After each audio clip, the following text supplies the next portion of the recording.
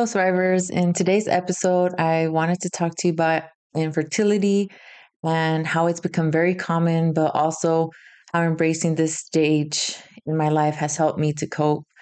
And it's very alarming to see that the infertility rates are rising because of so many factors, and some of these factors are even being influenced by our genetics, our environmental, even our lifestyle, our health, and age related issues. But first off, I want to say if you are unable to have children for any of these reasons mentioned previously, that I see you. I may not know what your journey has been like, but I definitely can relate to your pain, your thoughts, and emotions. And I know what it feels like to envision yourself carrying a child in your womb only to find out that it will never be true for you. So I know what that feels like. And I know that it may feel like you are less than or not good enough because you cannot bear a child. And I am sharing this episode because I think it's important to discuss how common infertility has become in our modern age. And my story of infertility started with endometrial cancer, the removal of my uterus and ovaries, and now I'm in menopause. So that definitely has caused me to not be able to bear children. And so another thing is that I know everyone's story is unique, but there are a lot of common factors that are affecting our bodies, our reproductive abilities, but it's not talked about a lot because there is a leading notion of education, careers, and having an independent lifestyle for the modern woman. And I think all of these things are valid, but it can make women that want to have a family feel marginalized. And I can only imagine trying to have a conversation about being unable to have children with any young woman, especially after going through cancer, that it's a cancer that's not common among my age group. And I would feel that I would get a response such as, don't worry, you get to enjoy yourself more and not stress out about kids. And I only say this because more and more women are opting for not having children now. And it's not to say that I'm shaming them or talking less of them. I feel that everyone has a valid point and reasons as to why they prefer to not have kids or be a mother. And before we dive into today's episode, I wanted to have a moment for us to reflect and think to ourselves, what if you were never born? And what if you never got to marry your spouse, or you never got to meet your boyfriend or girlfriend, or you never got to live that life that you have of beautiful memories, or even you never got to see you become the person you are today? And now imagine the heart of someone who wants to be a mother. They would want to help a little human being become a wonderful person, share beautiful memories with them, and watch them grow up and experience their first heartbreak and eventually watch them fall in love and marry the love of their life. And really consider, that you are here for a reason and that you have a purpose. And with that in mind, I want to share this podcast, Cancer at 34, to bring awareness of facing cancer, at a very young age, but also being able to find hope in the midst of it. And I can remember back to when I was 21 through 25, I had this mindset where I wasn't ready to be married and even have children. I was not considering having children just yet. And I always thought to myself, like, whoever marries me, this guy's going to be one lucky guy because he's going to have to handle my attitude and like my stubbornness. And I felt like there was no catching this unicorn, like she's a rare species that doesn't want to get married, doesn't want to have kids yet. So I felt like there was no tying me down because I wanted to accomplish my goals and I wanted to be independent. And again, there goes the notion, of being an independent woman and not needing to depend on her husband's paycheck. And so then come your lovely 30s, which I'm all for them, where you become more attuned with your body, your mind, and your spirit. And then you become more focused on like your peace, your healing, and personal growth. I would say for some of us who are in our 30s. And then people start to even question you, your ability to get a guy and to ask you to marry him. And then slowly, one by one, your circle of friends, they start to get married and start having gender reveals for their baby.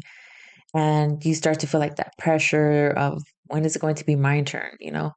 And when before you were like, I'm okay, like I don't need to have kids right now. But slowly, as you start to like get older and you become more aware of what you really want and you don't want in your life, you start to think differently.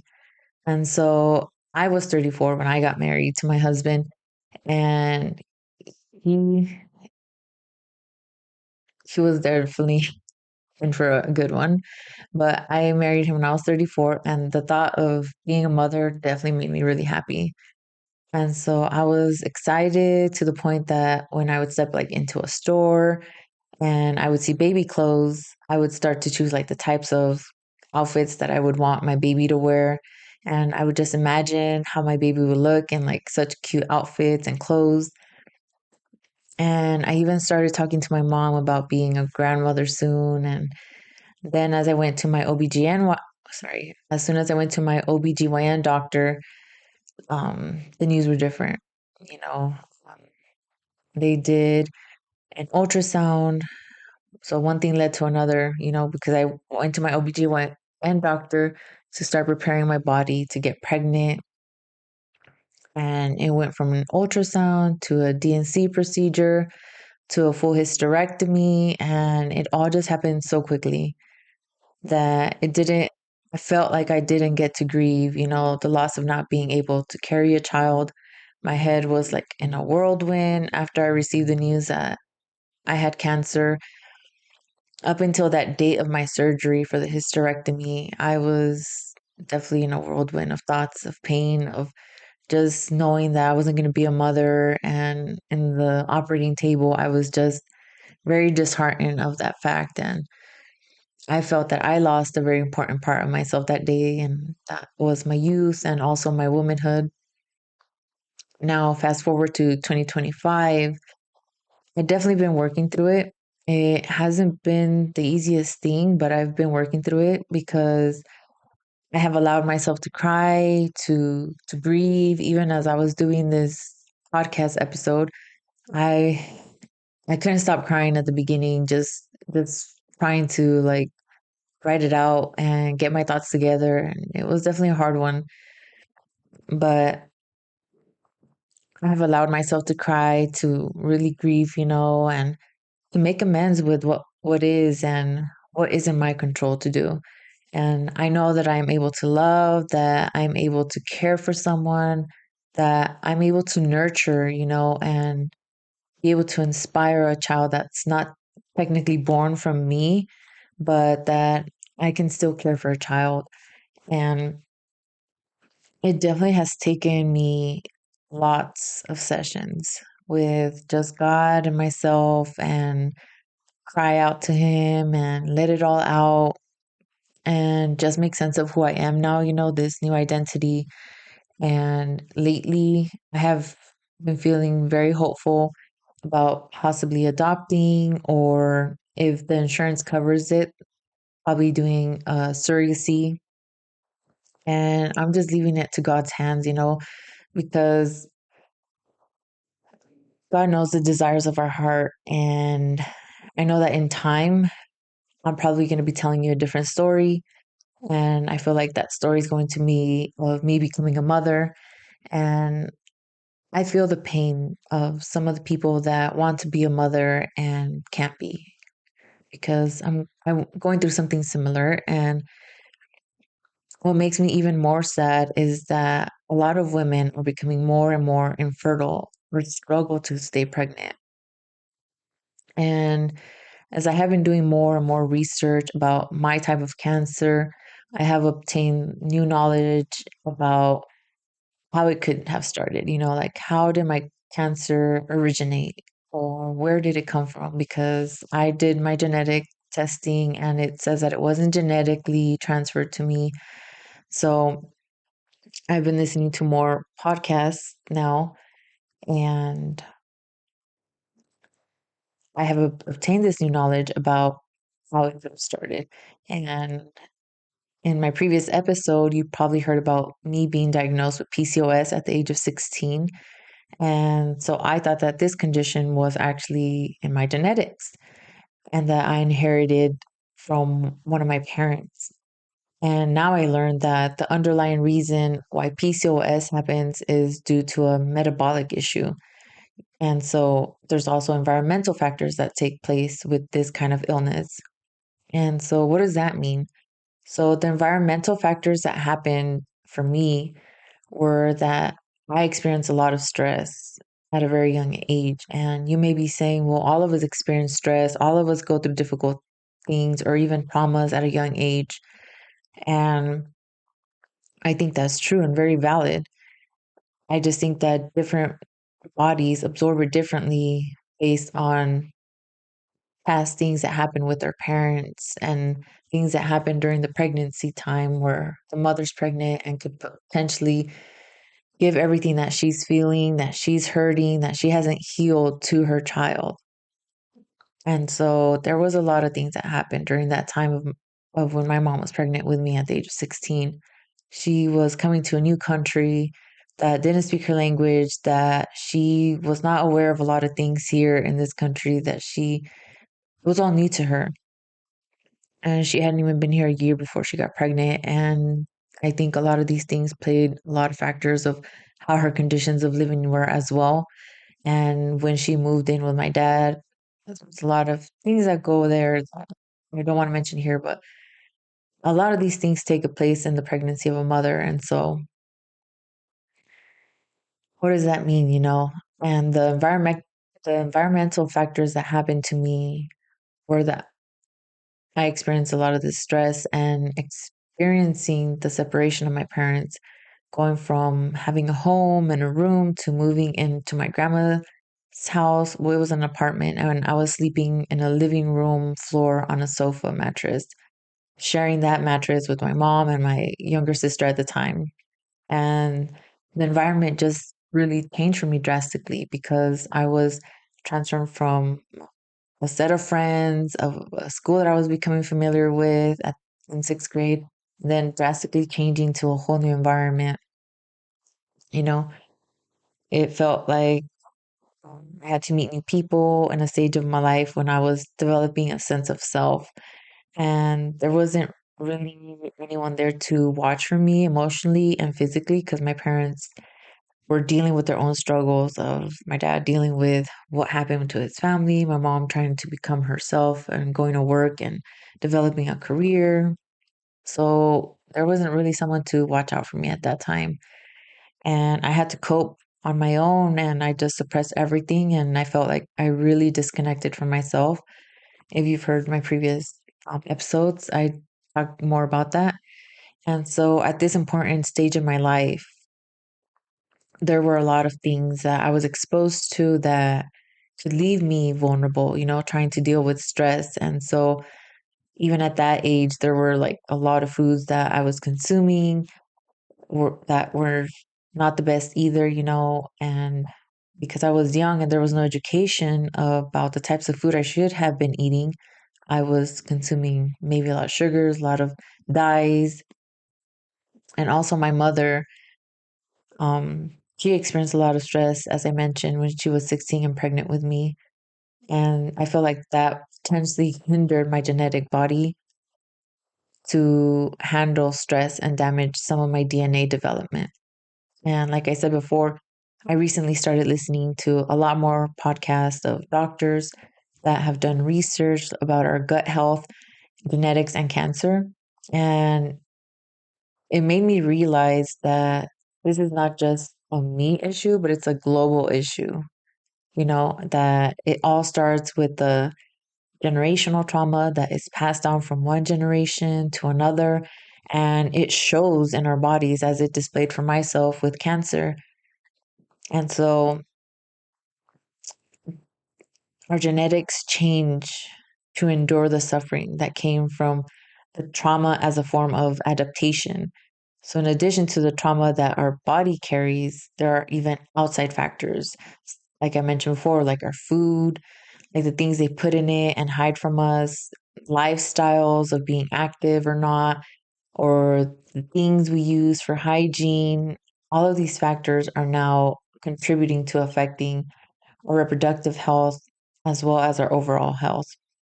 And so, how is it possible to overcome all of these things that seem already to be against us? You know? And for me, it was very eye opening to go through this journey of cancer and discover, you know, how much a lot of us have disconnected from ourselves. And I say this in the sense that we don't prioritize working on what needs healing, being conscious of what is our body asking us, or being educated and aware of what are the things we are consuming, whether that be food or the content we see on social media or even what we read, and ask ourselves, is this making us feel happier or is it making us feel more disconnected from ourselves? And if we are disconnected from our bodies because of outside distractions or self abandonment that's happening unconsciously, then who fends for our body, you know?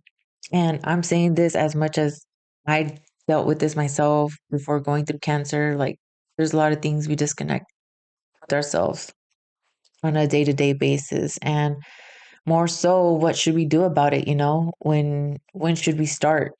And I do think that the time is now with all the information that is out there for us to really dig in and discover and work at helping our bodies so that we can heal internally, emotionally, and physically.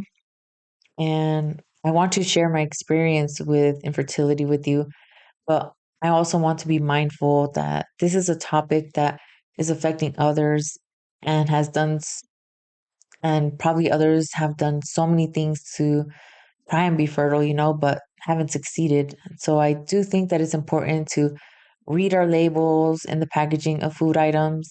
And I think, and I have studied that the more ingredients that the item has, and the less you know what the ingredients are, the more probability that you should put it down because it has a lot of artificial things that are not meant for your body to actually consume. And I do believe that you matter and you are very important and add value to others. So the journey starts here, that you should listen to what your thoughts are telling you about feeling tired all the time, feeling drained, or even give yourself the chance to experience your body in a new way.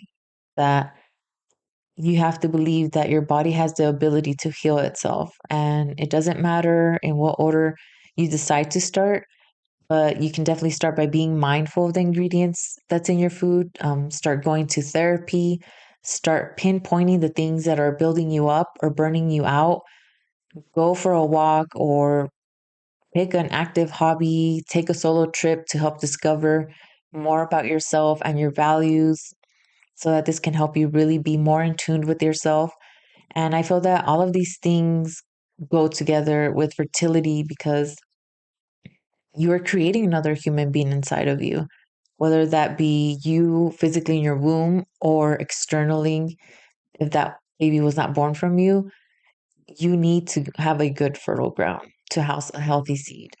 And I may not be able to house a healthy seed, you know, but I do want to be a healthy foundation to build a child up.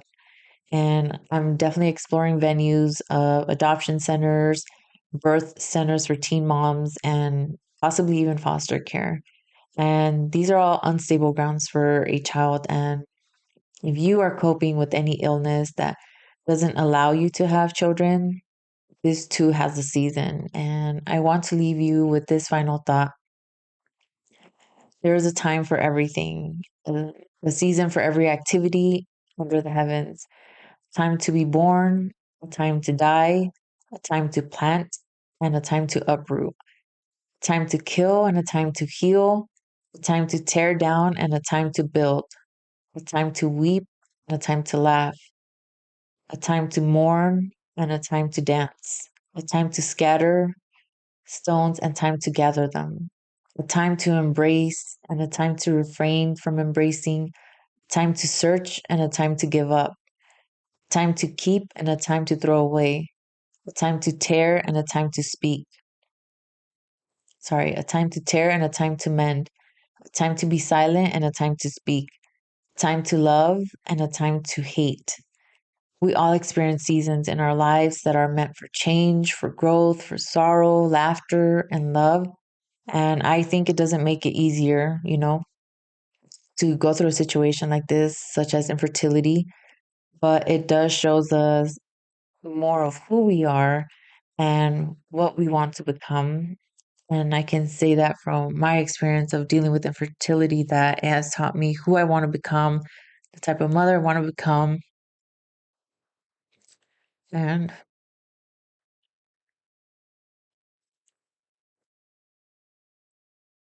I encourage you to become a healthier you and let go of generational trauma,